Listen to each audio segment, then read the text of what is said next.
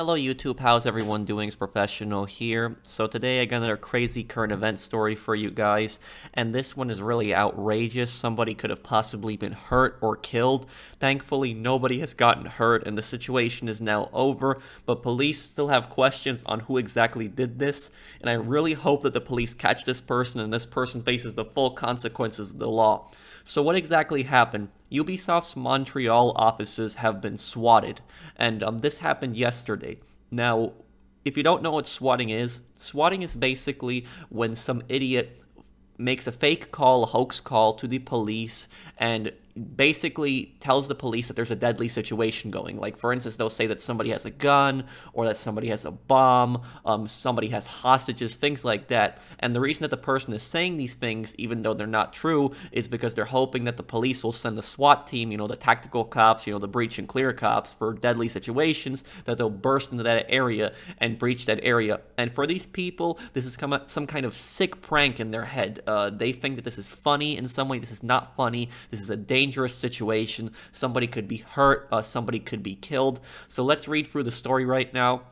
Police find no threat after response at Ubisoft Montreal. This is also from the Polygon, which I'll link down below. Tactical units search and clear confusing scene with all safe hoax possible. A police investigation Friday afternoon in Montreal's Mile End neighborhood near the offices of Ubisoft Montreal found no threat at the studio after initial reports suggested that a hostage situation was in progress. No threat has been identified for now, the City of Montreal Police Service said in a tweet shortly before 4 p.m.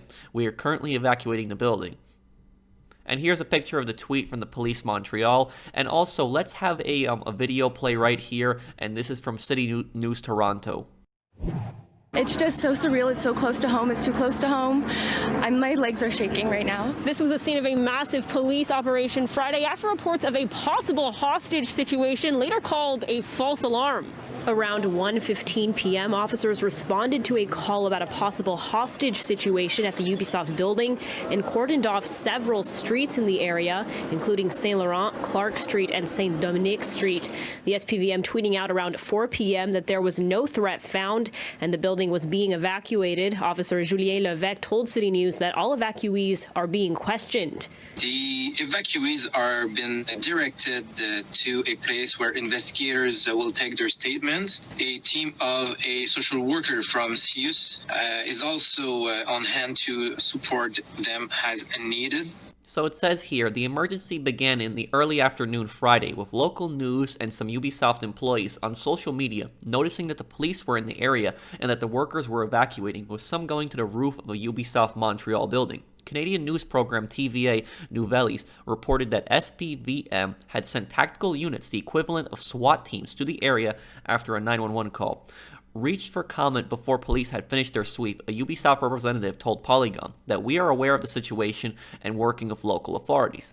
TVA Nouvelles, citing unidentified sources, reported on air during the 3 p.m. hour that an investigation had determined that the 911 call that precipitated the police response was a hoax. SPVM did not confirm that in its all-clear message later in the hour. Le Journal de Montreal reported, citing Montreal police, that the call was made from inside the building, which houses businesses such as daycare center, in addition to Ubisoft's Montreal offices. A correspondent for TVA Nouvelles reported that the call was made at approximately 1 p.m. and that the caller threatened to blow up the building if they were not paid a ransom of more than $2 million.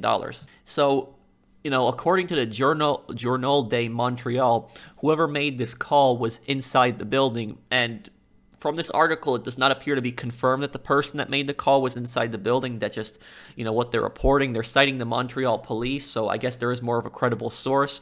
But if this person, whoever called this in, if this person was inside the building, I don't think this is any kind of coincidence that it was right in the same building as the Ubisoft offices. Now, there was other things in this building, as they were saying, like a daycare center also. Whoever did this was clearly doing it against Ubisoft. Now, if this was somebody in the building, this was probably some kind of disgruntled employee. This was probably somebody that had something against Ubisoft, and in their sick mind, this was some type of payback. They probably found this to be amusing.